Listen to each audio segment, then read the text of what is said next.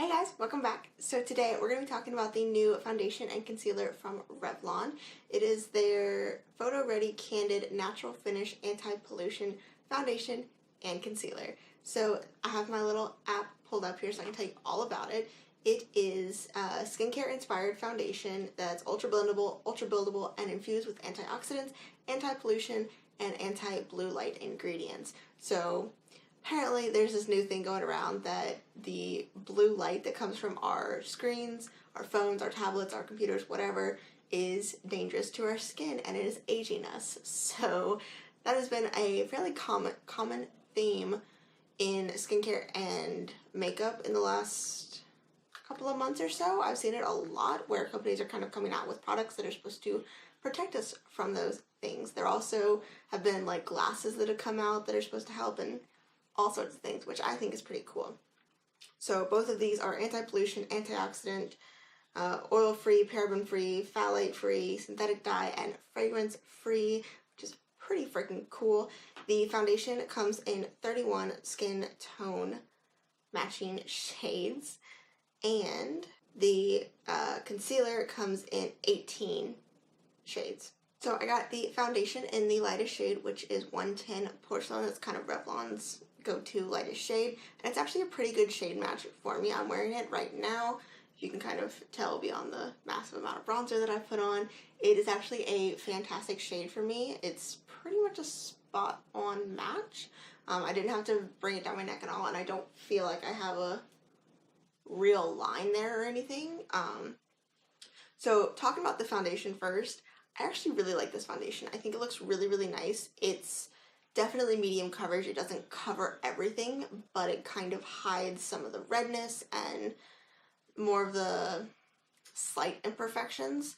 Like, my acne is still fully coming through, but it's definitely more than like a BB cream or something like that where it just kind of evens out redness.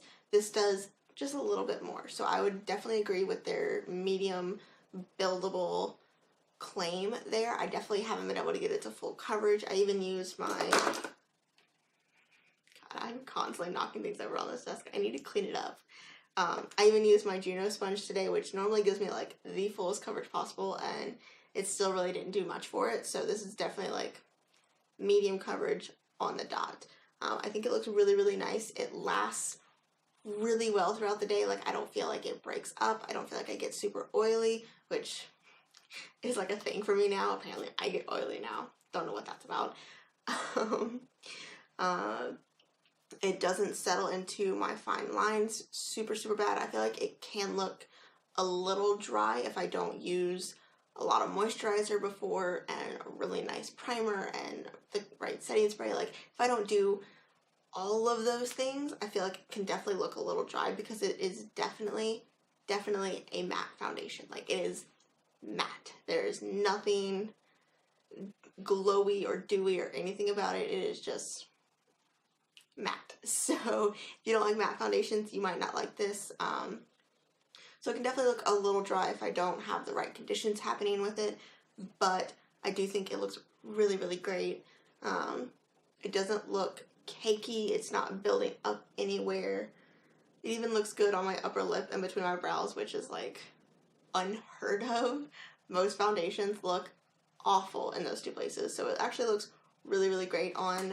I don't have to set it at all because it is matte. It definitely like dries down, and I can pretty easily blend bronzer and blush and highlight on top of it without feeling like I'm moving it or getting rid of some of my coverage. So that's really, really great. The foundation from Ulta retails for $10.99. I believe I got this at Walgreens for a little bit less than that. I could be wrong, but Ulta is usually a couple of dollars more than anywhere else, so just be aware of that unless you're going to get it on sale. Like right now at Ulta, it is buy one, get one half off, so if you can get a sale like that, I would definitely recommend you try it out. I really like this foundation. It's definitely one that's going to go into my normal rotation. I've mixed it in with oils and it looks great like that. I've left it on its own. I think it looks great. It's definitely one that you can kind of manipulate and make it work for you, so I really, really like this foundation. I definitely think you guys should check it out.